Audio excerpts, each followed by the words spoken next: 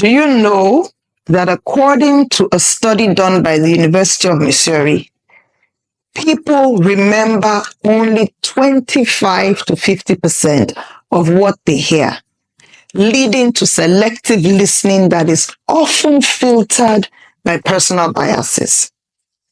Do you also know that emotional state can alter perception?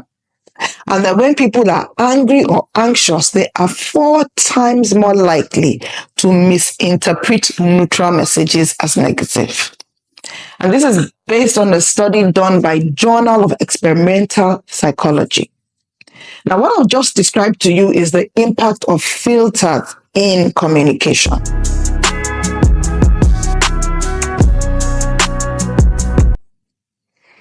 Hello and welcome to my YouTube channel. My name is Taya Aluko. If you're new here, please hit the subscribe button to support my channel. Now, when I talk about filters, when it comes to relationships, we're referring to the way our perception, our past experiences, and our biases can distort how we communicate with our partners, with our spouses, with our loved ones. And this often leads to misunderstandings, conflict, and even sometimes the breakdown of the relationship if not handled properly.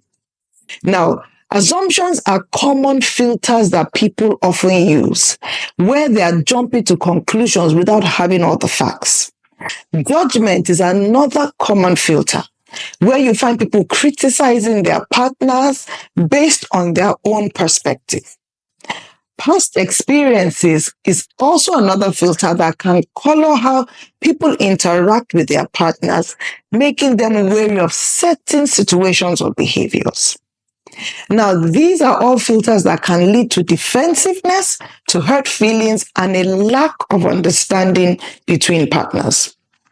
Now, you find out that people often use these filters without even realizing it, and which is what makes it more problematic.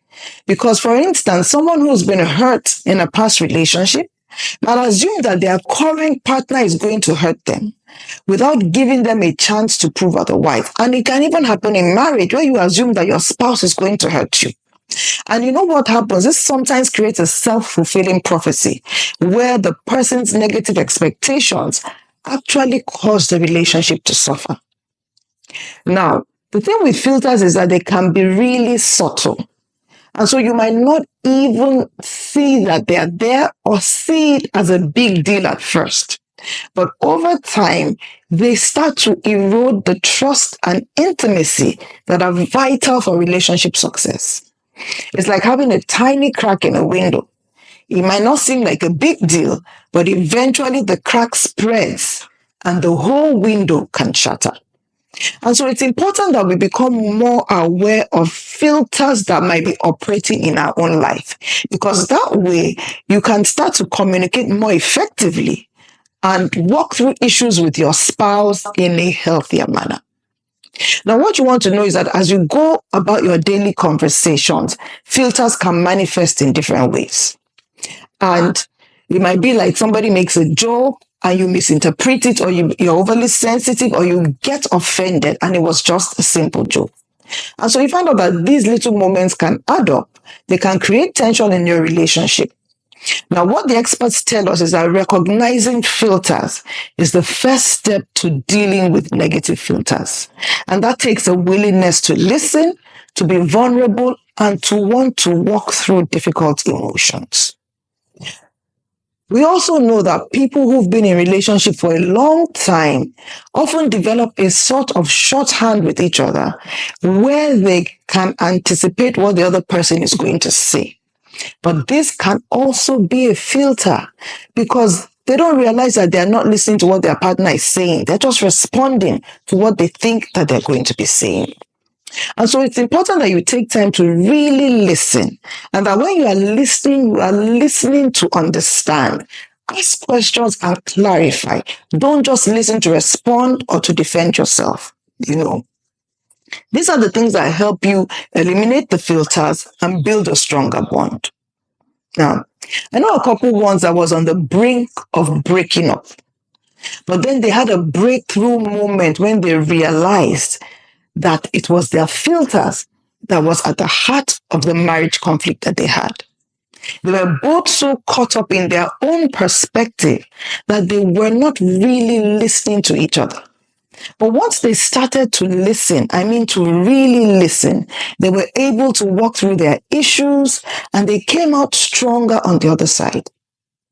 And this just goes to show us that recognizing and addressing these filters can be a total game changer for your relationship. I also had a similar experience in my own marriage. When I realized that I was making all these assumptions about my husband's intentions.